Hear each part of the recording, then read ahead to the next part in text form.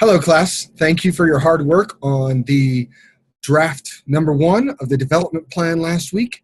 I'll talk about that a little bit today, and we will discuss some of this week's material on what motivates donors. And I'm going to give you a little spoiler here. We don't really know. And any time that you talk about what motivates donors as a group, like a demographic group, say all white donors or all older donors or all millennial donors, whenever you start talking about that, it's not very predictive. So basically, you could say all millennial donors like to donate online, right? Or even most of them. You're still going to find that a lot of the donors that you talk to don't want to donate online. So relying too heavily on any of the materials that talk about these generalizations is not heavily advised. And I'm going to show you a different way, and we'll practice it with our phone script, which is the assignment for this week. Let's get started.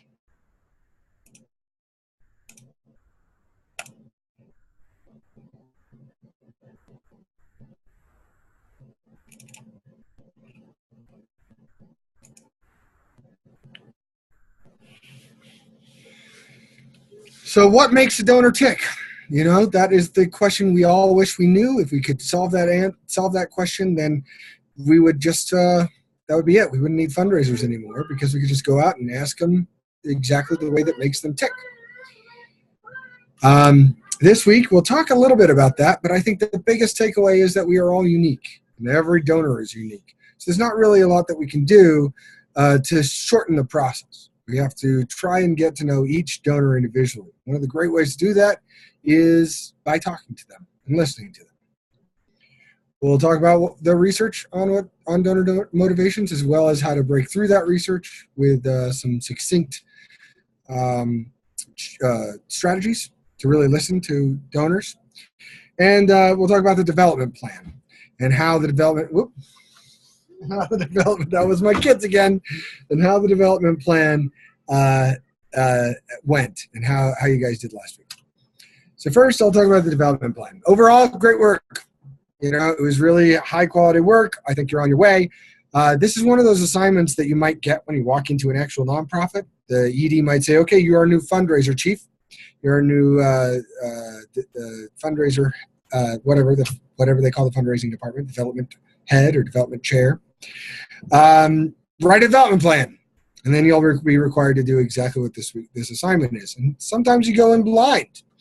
I'm trying to make it so that if you are hired in that position and have to write a development plan or have to read a development plan, you know what you're reading or writing. You're really on your way to writing a high-quality professional document, the type that I would be proud to have you say, hey, I learned how to do this from Professor Nuri Heckler.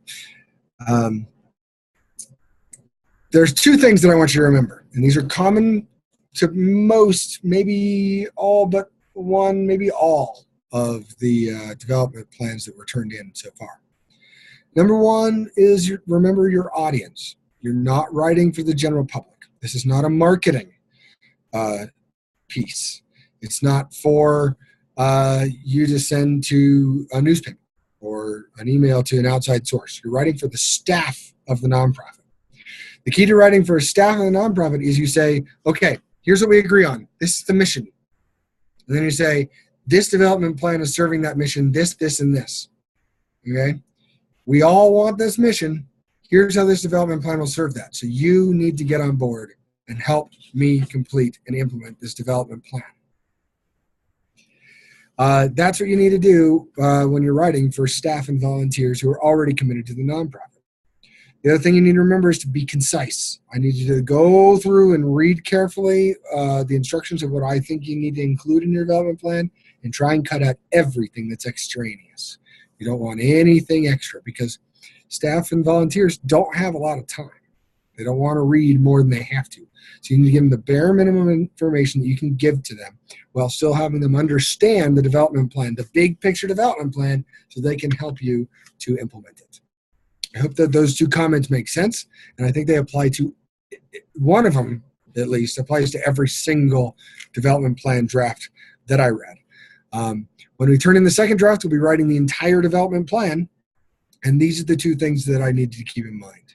But again, great work. I'm really pleased with where we're going. I think the average was a 89%, which is really high. So you guys are doing great work so far. Hopefully we'll be able to bump that up so that the average will be in the low 90s for the next one.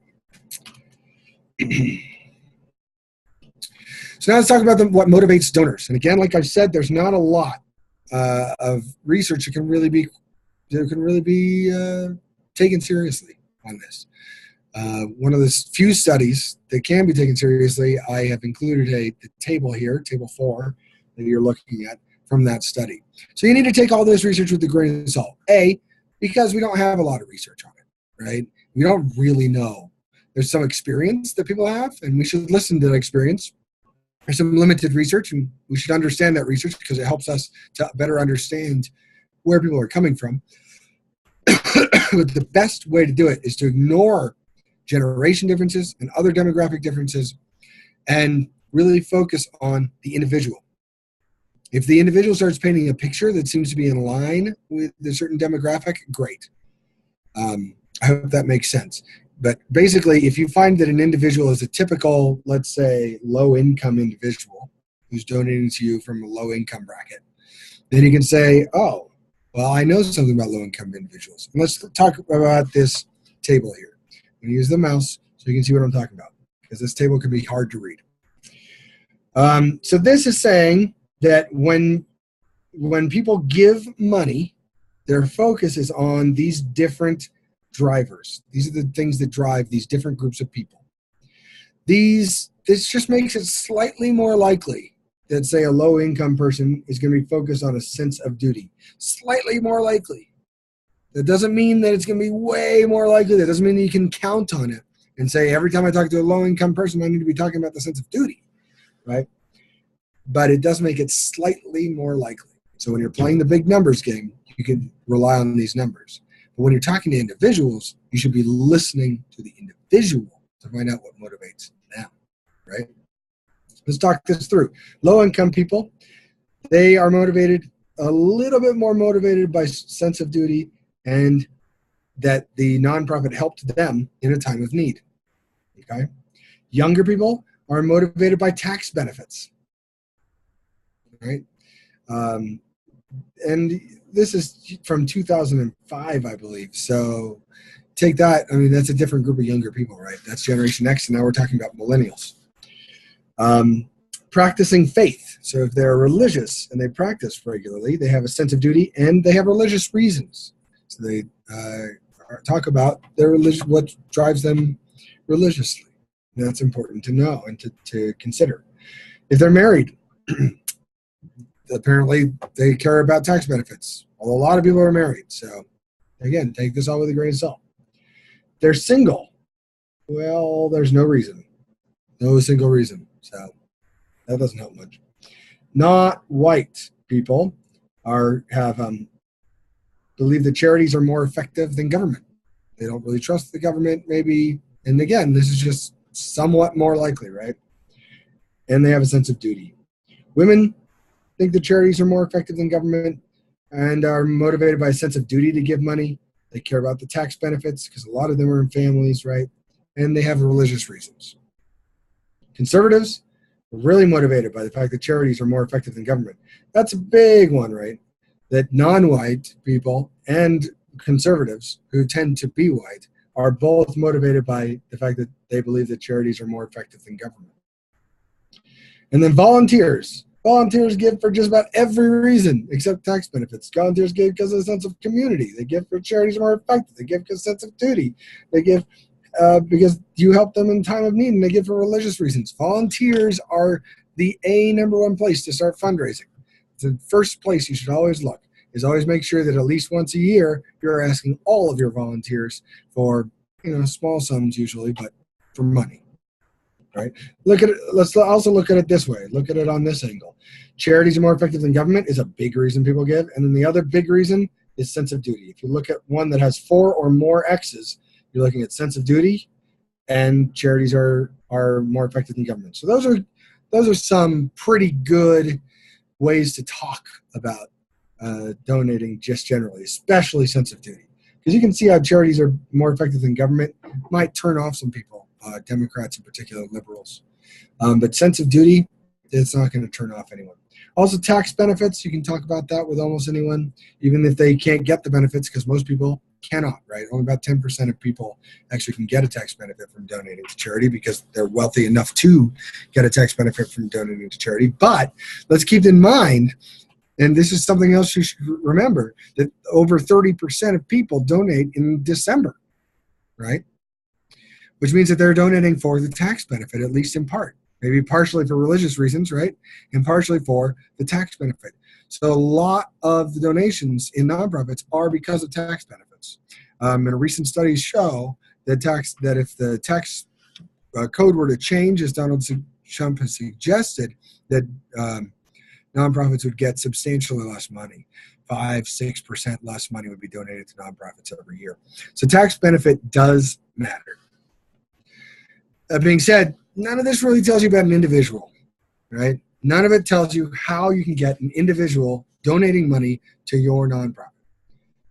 So for today's phone script, I'm going to give you a key way, the trick, if you will, if it can be called a trick, to getting money donated to your nonprofit or to figuring out why people are donating money to your nonprofit. And that is, ask them. Right? Seems like a big trick, doesn't it? So how do you ask them in a phone script? You can do this in almost any script, right? You can ask them via email by putting a link to a survey and then actually ask them why they care about your nonprofit, what they like about your nonprofit, what would make them donate to your nonprofit. Or you can do it in person. You can do it at events by having people raise their hands or by approaching people one-on-one or having little surveys lying around. Just ask. Ask a lot, ask often, ask all the time that you can. A, it helps you to know why they're giving money, which is what we're trying to figure out this week, right? But B, the other big thing is that it helps develop a relationship because they like to be heard. If you're asking them why they care about the nonprofit and why they're giving money to the nonprofit, you're also asking them to give you input. You're telling them that their opinion matters and that they're a part of your team, that they're part of the nonprofit mission, right? So it's a great way to build it up. So for today's phone script, I want you to start with writing what will happen if you get a voicemail. That's always about 70% of all phone calls you make, if you're making calls to people who aren't expecting your call, will go to voicemail. I've done it a lot. I've done this a lot. So you need a voicemail message that includes a thank you, because a thank you is always a good thing to say, especially when talking to supporters. You always should be thanking supporters, period.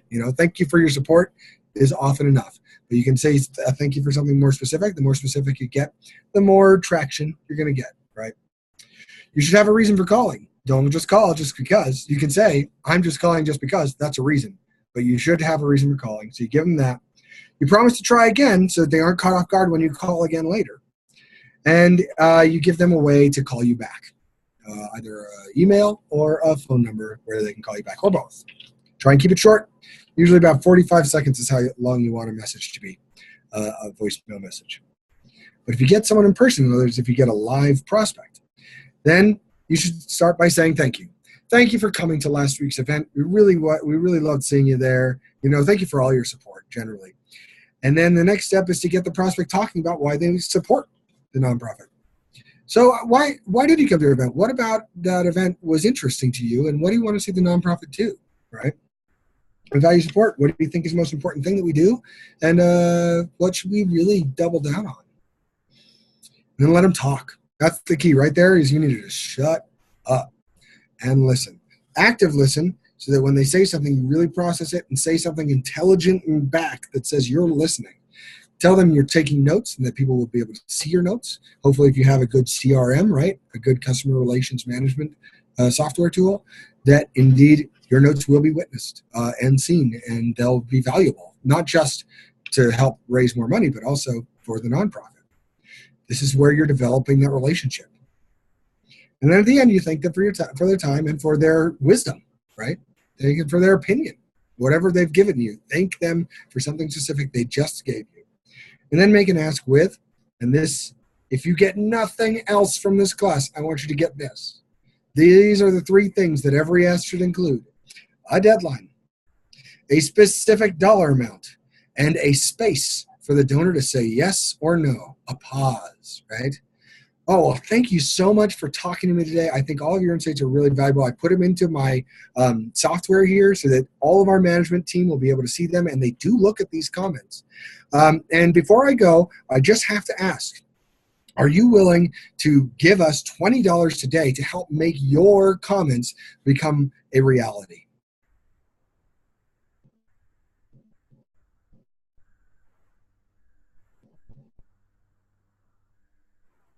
No? Oh, why not?